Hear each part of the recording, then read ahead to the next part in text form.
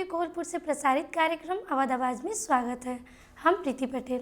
हमारा कार्यक्रम हर मंगल के दिन संध्या के 6 बजे प्रसारित होते हैं। हमारा कार्यक्रम अवध आवाज़ अवध समाज के भाषा, संस्कार, रीति रिवाज, परंपरा, व्रत त्यौहार पर आधारित है। दर्शक बिन, आज के एपिसोड में यहाँ हम आमंत्रित किए हैं अवधी भाषा के साहित्यकार आनंद गिरी मायालू जी का। उनसे आज हम अवधी भाषा के बारे में यहाँ बातचीत करबे। आवाज आए उनसे बातचीत की जाए। राम राम भैया। राम राम बहनी। भैया आपके क्या हाल खबर है? बहनी सब ठीक ठाक है। भैया आजकल केमा व्यस्त हुआ जाता है? आजकल हमारे जो दैनिक दिनचर्या है, हम एक ठो नेपालगंज के गैर सरकारी संस्था बी ग्रुप है वहाँ सहजकर्ता के रूप में काम करी थे। साथ ही अवधी में यहाँ किस्सा और कविता के लेखन के काम हम बिजी हैं अभी हम। भैया हम सुनिए कि आप कविता भी लिखा जाते हैं, तो आज के कार्यक्रम जो है कविता से शुरू किया जाए तो ज़्यादा अच्छा रहे। तो आप एक कविता सुनाई दिया जाए। ठीक है, हम अपने दर्शक लोगन के हैं अवश्य कविता सुनेबे। एक कविता हमरे जो है उसके शीर्षक है बड़ा नीक लागे गौआ हमार। गाँव छोड़ी हम कमाए शहर आयन सब हमका कहिन देहाती। गाँव छोड़ी कमाए शहर आयन सब हमका कहिन देहाती। महीना भर बीत चुका शहर में अब तक कोई नहीं बना है साथी। हमका कथरी खटिया दलभरी खेत खरिहान याद आवत है। हमका कथरी खटिया दलभरी खेत खरिहान के याद आवत है। लागत है गौआ हमार फिर से हमका बुलावत है। पढ़े लिखे और कमाए जब गांव से शहर आवत हैं। पढ़े लिखे और कमाए जब गांव से शहर आवत हैं। खून पसीना बेच शहर में पैसा खूब कमावत हैं। गांव में बुढ़वा बाप छूटे ताऊ फूफा काका काकी। गांव में बुढ़वा बाप छूटे ताऊ फूफा काका काकी। याद आई आँखी रसात शिकार डेहरी धुन की झांकी। अपन गांव तो सुंदर सबसे हवा ना हुआ बिकात है। अपन गांव तो सबसे सुंदर हवा ना हुआ बिकात है। भौरी भरता फुलौरी सब रहे खात। चाउमीन मोमो कोई ना खात है। मेढ़ुका कूदे हुई पानी माँ मेढ़ुका कूदे हुई पानी माँ कुआं कई पानी पी सयान बहन। भैंसी चराए घास छील नोन बरिया खाए जवान बहन। आए शहर पछताइत है हम। यहाँ टट्टी पेशाब माँ पैसा देख परत है। खड़े खड़े कबहू कुर्सी पर खाना खाए ना यहाँ पेट भरत है। गांव में अपने कौरब बैठ सकपहिता भात खाइत रहे। गांव में अपने कौरब बैठ सकपहिता भात खाइत रहे। कजरी बिरहा और आल्हा गाय भैंसी जब चरावे जाइत रहे।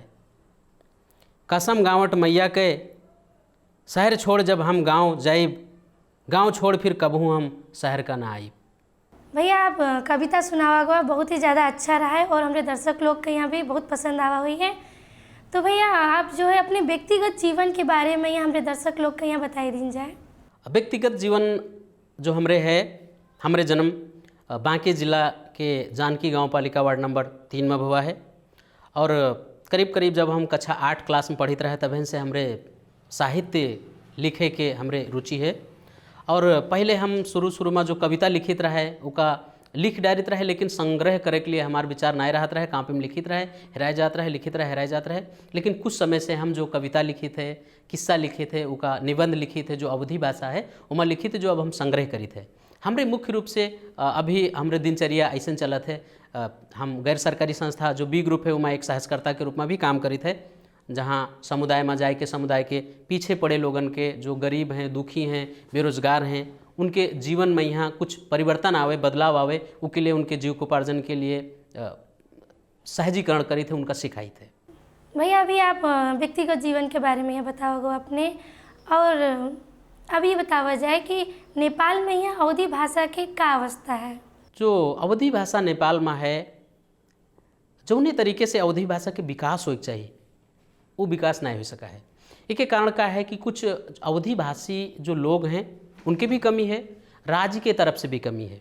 राज्य के तरफ से कमी का है कि जो राज्य के यहाँ अपने तरफ से अवधी भाषा साहित्य कला संस्कृति के विकास के लिए जिस प्रयास करे चाहिए वैसे प्रयास नहीं हुआ है।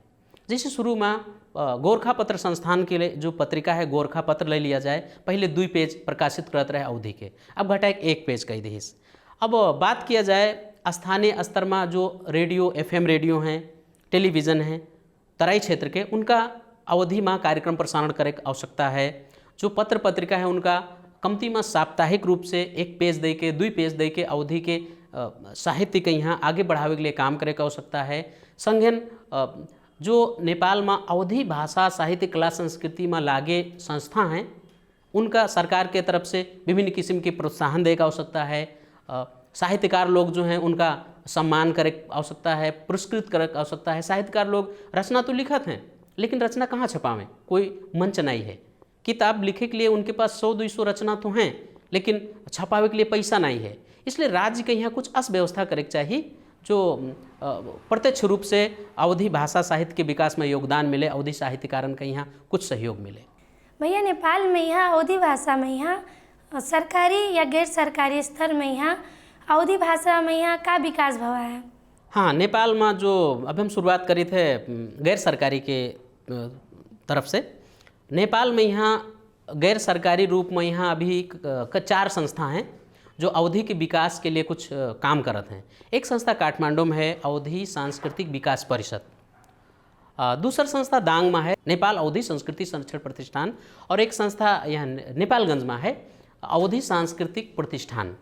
संगठन अभी कुछ साल पहले अवधि पत्रकार लोगन के यहाँ संगठित करे के लिए एक संस्था है अवधि पत्रकार संघ, जो गैर सरकारी रूप से अपन पैसा खर्च करके चंदा संकलन करके दूसरे से चंदा उठाए के विभिन्न अवधि भाषा के कार्यक्रम आयोजन करत है, अवधि में लागे लोगन के यहाँ प्रोत्साहित करत है। एह मेर से अवधि के विकास में यहाँ विभिन्न पत्र पत्रिकन के भी योगदान है। और गैर सरकारी रूप में अगर अवधि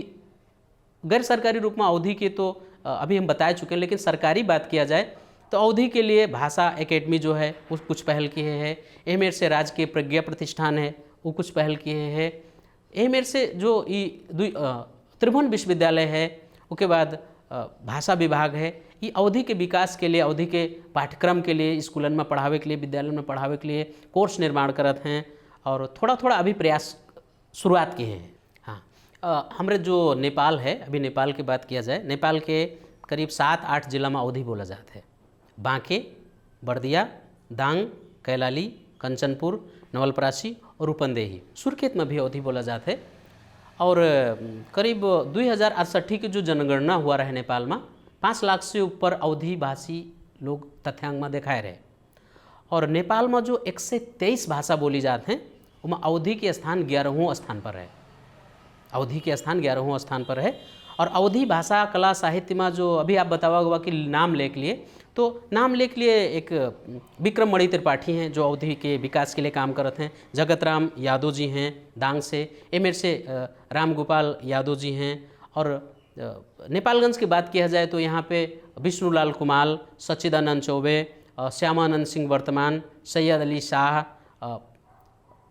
ऐसे लोग हैं, कृपाराम बाड़िया, जो अवधि के विकास के लिए। और भी बहुत सारे ऐसे नवयुवा लोग हैं जो अवधि के विकास के लिए विभिन्न रूप से काम कर रहे हैं। कोई चित्र बनाओ थे, कोई वाद्य वादन करत है, हारमोनियम, ढोलक, तबला, कोई लोकगीत गावत है। इनमें से विभिन्न कई लोग हैं, काफ़ी करीब 2-3 दर्जन लोग ऐसे हैं जो अवधि के विकास में काम करते हैं, आगे बढ़ रहे हैं।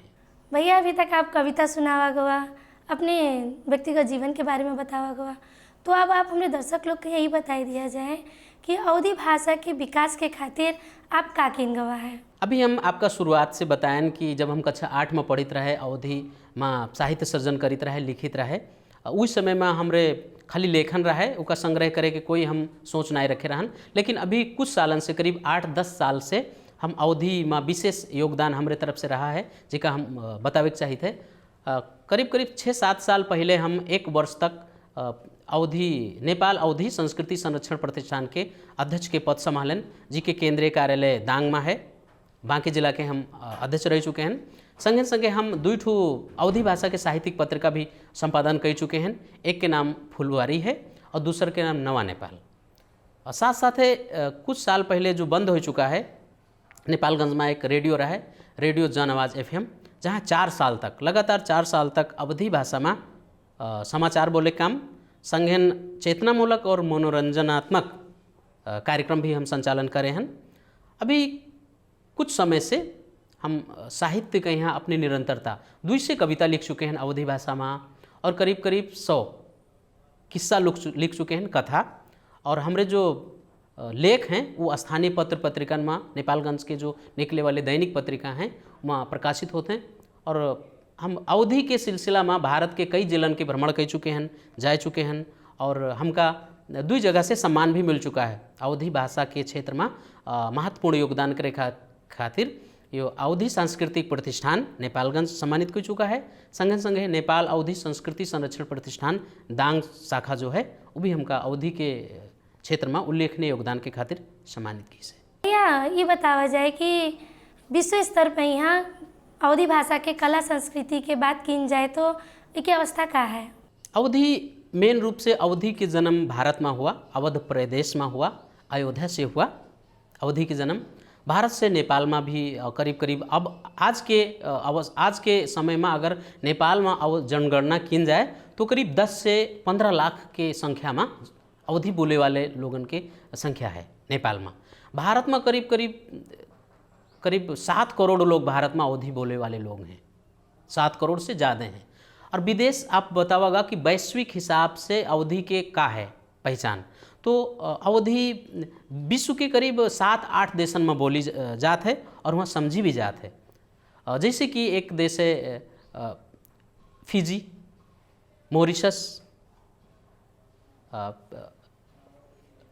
मॉरिशस, ऐसे करीब 7-8 देश हैं जहाँ अवधि भाषा बोली जात है, वहाँ के लोग बोलत हैं एक आपस में और समझत भी हैं। अवधि भाषा कला संस्कृति के भी बात किया गया।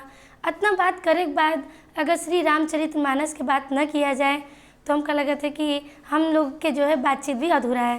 तो आप हमें श्री रामचरितमानस के बारे में थोड़ा बता दिया जाए। हाँ, अवधि भाषा के विकास में यहाँ रामचरितमानस की भूमिका बहुत बड़ा रहा है। और रामचरितमानस की रचना 16वीं शताब्दी में गोस्वामी तुलसीदास की है। रामचरित मुख्य रूप से सीता और राम के जीवन की एक कहानी है। और ये कहानी आदमी के जो जीवन है वो जीवन के हैं सुधारे के लिए, वो जीवन के हैं अच्छा बनावे के लिए, जीवन के हैं सफल बनावे के लिए संदेश देते हैं। और जो अभी हम आपका बताएं रामचरितमानस एक विश्व के महान ग्रंथन में से है।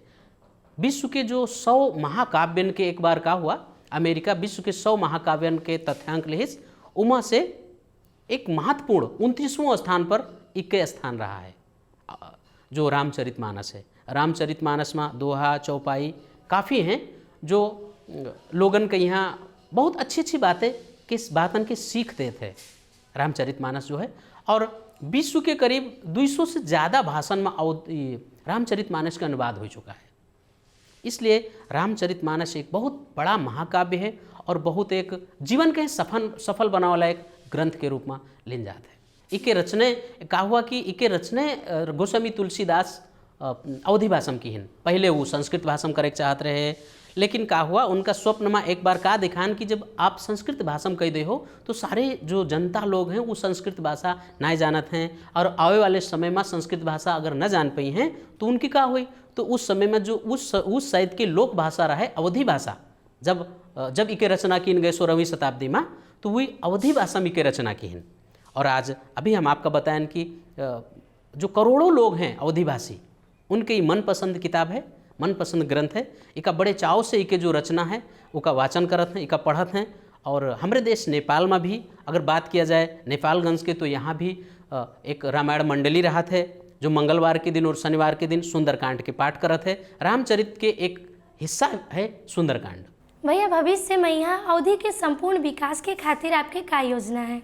अवधि के संपूर्ण विकास के खातिर हमारे कई योजना है, लेकिन कभी कभी क्या होते हैं कि कुछ योजना व्यक्ति के जो खुद अकेले से संपन्न होते हैं, लेकिन कुछ योजना ऐसे होते हैं अकेले से नहीं संपन्न होते, जिसमें कई लोगों के सहयोग और सहायता की आवश्यकता पड़ती है। अभी अगर देखा जाए तो नेपाल में भोजपुरी भाषा के काफ़ी विकास हो चुका है, थारू भाषा के काफ़ी विकास हो चुका है, लेकिन अवधि भाषा के जौने हिसाब से विकास हो चाहिए वो हिसाब से विकास नहीं हुआ है। कहे से राजनीतिक रूप से हस्तक्षेप की बात की जाए सकत है, माँ राजनीतिक रूप से जो लोगन के चासो हो चाहिए वो अच्छे तरह से नहीं है। और इके अवधि के विकास के लिए हमारे व्यक्तिगत योजना का है कि हम चाहिए थे एक अवधि भाषा की फिल्म बने जो लोग देखें समाज में परिवर्तन आवे। जब फिल्म बनी, फिल्म तो बहुतायत लोग देखत हैं, उससे अपनी मातृभाषा के माया ममता उनमें बढ़ी और लोग अवधी भाषा की फिल्म, लेकिन अकेले संभव नहीं है, पैसा भी काफ़ी लागत है। दूसरा हमारी एक योजना है कि जो हम कविता के जो लिखे हैं अभी करीब 200 कविता है, वो के एक संग्रह के रूप में निकाली।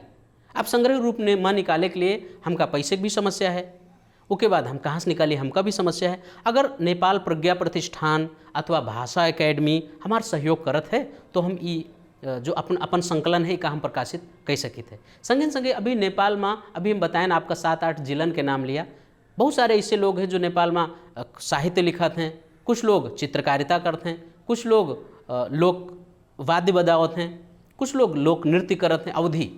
तो वही लोगन के परिचयात्मक एक किताब निकाले हम सोचे हैं जिसमें उनके नाम, उनके द्वारा किन गवा योगदान के चर्चा की जाए और संगे संगे एक ऐसा कार्यक्रम किया जाए जहाँ पे देश के पूरे नेपाल में अवधि में लागे विभिन्न लोगन के एक मंच पर ला के उनके सम्मान किया जाए। ऐसे हमारे भविष्य आने वाले दिनन की योजना है।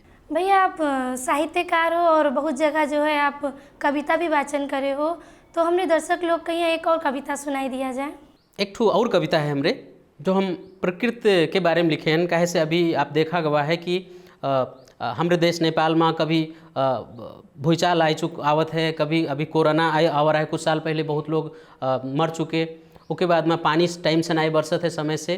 उसके बारे में हम एक कविता लिखे हैं, प्रकृति से प्यार करो। हमारी कविता का शीर्षक है प्रकृति से प्यार करो। प्रकृति से जीवन है सबके, प्रकृति से प्यार करो। प्रकृति से जीवन है सबके, प्रकृति से प्यार करो। प्रकृति का यहाँ नुकसान न पहुँचाओ, उके कहर से डरो। प्रकृति भगवान के रूप, प्रकृति के सम्मान करो। प्रकृति सबसे प्यार करत है, कभू ना अपमान करो। नदी पहाड़ जंगल जानवर प्रकृति के सुंदर उपहार। नदी पहाड़ जंगल जानवर प्रकृति के सुंदर उपहार, इनके वचन से बचा रही ई सुंदर संसार। प्रकृति के दुई सुंदर रूप, शुद्ध हवा और सफा पानी। प्रकृति के दुई सुंदर रूप, शुद्ध हवा और सफा पानी। प्रकृति से जो करे प्यार, दुनिया में वो है सबसे ज्ञानी। बाघ भालू हाथी गेड़ा लोमड़ी सियार जंगल के परिवार। सांप कछुआ बांदर घड़ियाल संरक्षण करो, करो उद्धार। मेर मेर के फूल और फल तरकारी दई के किस उपकार। मेल मेर के फल फूल तरकारी दई के किस उपकार। प्रकृति का बर्बाद करी जो मिट्टी उके जीवन के सार। सब मेर के जीव जंत का धरती जे है अधिकार। प्रकृति है सबसे बड़ा, प्रकृति से करो सब लोग प्यार। मेर मेर के रूप रंग स्वाद प्रकृति से उपहार मिला है। मेल मेर के रूप रंग स्वाद प्रकृति से उपहार मिला है। वन जंगल नदी नाला पहाड़ सबसे जीवन खिला है। धरती माता भाग्य विधाता प्रकृति से प्यार करो। जड़ी बूटी बीज बिरवन के संरक्षण और संभार करो। बेकसूर जंगली जानवरन के शिकार ना करो। बेकसूर जंगली जानवरन के शिकार ना करो। हत्या हिंसा पाप के कमाई से अपन जेब ना भरो। बनाई नाई सकत जी का बिगाड़े अधिकार नाई है। बनाई नाई सकत जी का बिगाड़े अधिकार नाई है। प्रकृति से लगाओ ना भवा समझो, कोई प्यार नहीं है।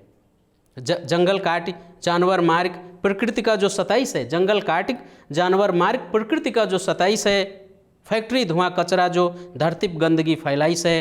अपने स्वार्थ के खातिर मनाई बना दुश्मन है आज। प्रकृति जो रिसियाई मनाई के जिए सोई जाई उका मोहताज। एक दो अंतिम लाइन है।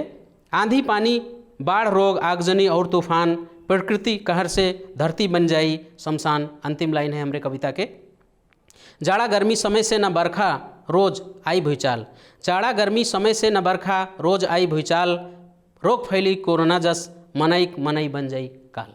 भैया हमारे दर्शक लोग कहीं और हमका भी बताई दिया जाए कि अवधी भाषा कला साहित्य कहीं बचावे खातिर आपकी क्या राय है। कला साहित्य के विकास के लिए हमारे क्या सुझाव है कि नेपाल सरकार के यहाँ स्थानीय स्तर पर गांव पालिका स्तर पर अभी गांव पालिका विभिन्न किस्म के नीति बनाए हैं।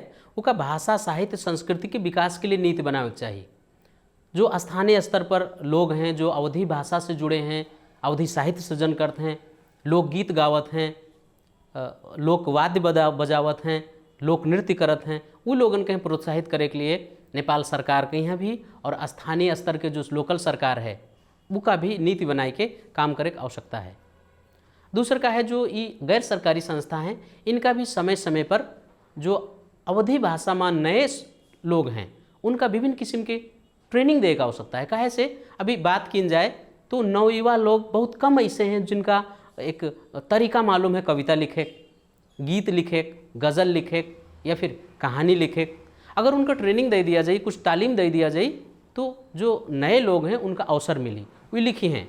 और क्या है कि जो विभिन्न संचार माध्यम में हैं उनका भी अपने तरफ से योगदान देने की आवश्यकता है। रेडियो उनका यहाँ जो FM रेडियो हैं वो अपने जो कार्यक्रम है उमा अवधी भाषा का शामिल करें, कार्यक्रम रखें, साथ में समाचार भी रखें। जो पत्र पत्रिका हैं, लोकल पत्र पत्रिका या राष्ट्रीय स्तर के जो पत्र पत्रिका हैं उनका भी अवधि के शामिल करे की आवश्यकता है। और हम क्या कहते थे, जो गोरखा पत्र है वो जो दुई पेज प्रकाशित करत रहा है, अब खाली एक पेज प्रकाशित करते हैं।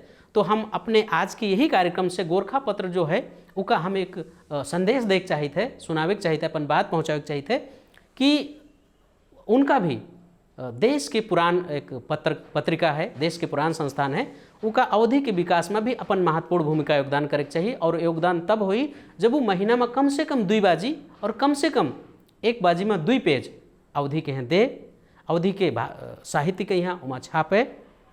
और साथ में अब अवधि भाषा बोले वाले के यहाँ हम का कहे चाहिए थे, ये अपन एक मातृभाषा हो। एक आदमी जैसे अपने महतारी के यहाँ प्रेम करत है, महतारी चाहे जस है, चाहे जस बुढ़िया है, जवान है, गोर है, काली है, पातर है, चाहे जैसे है, जितना प्रेम करते वैसे हर एक इंसान के यहाँ, हर एक अवधि भाषी लोगन के अपने मातृभाषा के बोले के चाहिए, सम्मान के साथ बोले के चाहिए, गर्व के साथ बोले के चाहिए।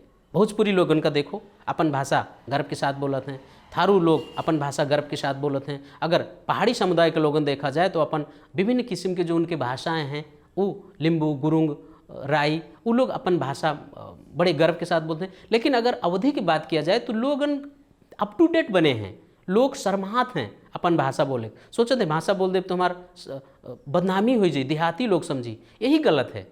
ये सोच के आदमी का अपने मन से निकाले आज की आवश्यकता है। और हम सब दर्शक लोगन के ही कहे चाहिए थे कि सब लोग अपने मातृभाषा से प्रेम करें और अवधि भाषा के विकास के लिए जहाँ भी मौका मिले तन मन धन से वो योगदान करें। भैया हम लोग कार्यक्रम के अंतिम में यहाँ आ चुके हैं, तो कार्यक्रम के शुरुआत में यहाँ आप हमारे दर्शक लोग के यहाँ बहुत ही अच्छा कविता सुनावा गा रहा है, तो कार्यक्रम के अंतिम में यहाँ भी आप एक कविता सुनाई के कार्यक्रम अंत किया जाए तो ज़्यादा अच्छा रहे। तो आप हमारे दर्शक लोग के यहाँ एक कविता सुनाई दिया जाए। ठीक है प्रीति बहनी, हम एक कविता सुनावे चाहिए सब दर्शक लोगन का। हमारे कविता का शीर्षक है अन्न के सम्मान करो। क्या है कि जो हर एक जीव, चाहे मनई होए चाहे पशु होए, हर एक जीव जंतु के यहाँ उसके लिए भोजन चाहत है। भोजन के बिना ये धरती पर यही ब्रह्मांड में कोई नहीं रह सकत है, कोई भी होए। तो अगर आदमी की बात किया जाए तो आदमी के लिए उसके जीवन के बचावे के लिए विभिन्न चीज़न में जितना महत्वपूर्ण हवा है, जितना महत्वपूर्ण पानी है, वैसे महत्वपूर्ण अन्न है। और अन्न के बारे में, अन्न के महत्व के बारे में हम एक कविता आप सब लोगन के यहाँ दर्शक लोगन को सुनावे चाहिए थे। अन्न जिंदगी मनई सबके, अन्न जिंदगी मनई सबके, अन्न के सम्मान करो, अन्न के यहाँ सुरक्षित रखो, अन्न के ना अपमान करो। मेहनत और पसीना बहाय के अन्न उपजावत है किसान, मेहनत और पसीना बहाय के अन्न उपजावत है किसान, भूखे पेट मनइन का खाना खावत है किसान। मूडन बिहाव होटल में खाना वतने लिहो जितना खायो, मूडन बिहाव होटल में खाना वतने लिहो जितना खायो, खाना से है जिंदगी मनई के कभू खाना न बहायो। किसान खेत जोत गोड़ के गेहूँ धान लगावत है, किसान खेत जोत गोड़ के गेहूँ धान लगावत है, पानी सींच के भौरी निकाय के अन्न मेर मेर के उपजावत है। अन्न के एक एक दाना पर लिखा है कईयों के मेहनत के नाम, अन्न के एक एक दाना पर लिखा है कईयों के मेहनत के नाम। अन्न उपजावे के खातिर सकारे से संझा तक किसान करत है खेते में काम। माटी हवा पानी सूरज के गर्मी कईयों के एहसान है, माटी सूरज हवा पानी कईयों के एहसान है, पेट भरत जो सगरी दुनिया किसान सबसे महान है। हर साल दुनिया में लाखों मनई पेट भर ना खाए से मर जात हैं, हर साल दुनिया में लाखों मनई पेट भर ना खाए से मर जात हैं। कुछ पैदा करत कुछ खरीदत कुछ कुपोषित खाना खात हैं। सांझ सकारे घर में नाप तोल के खाना बनावा करो, संग सांझ सकारे घर में नाप तोल के खाना बनावा करो, बहाए न जाए तनिको खाना प्यार से खाना खावा करो। अन्न शराफत उई मनैन का जो अन्न के अपमान करें, अन्न शराफत उई मनैन का जो अन्न के अपमान करें, उई भूखे नंगे कभू न रहत जो अन्न के सम्मान करें। अन्न पेटेम परी जो ना तो कुछ दिन मा तन से निकरी प्राण, अन्न पेटेम परी ना जो कुछ दिन मा तन से निकरी प्राण, गोबर माटी चाहला पानिम अन्न उपजावे धरती किसान।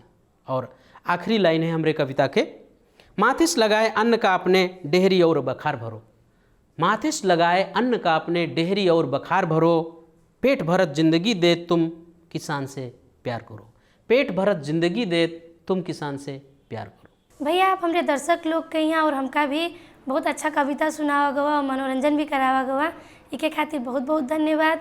संगन जो है आप अपने व्यस्त समय हमारे कार्यक्रम अवध आवाज का दिन गवा, इके खातिर भी बहुत बहुत धन्यवाद।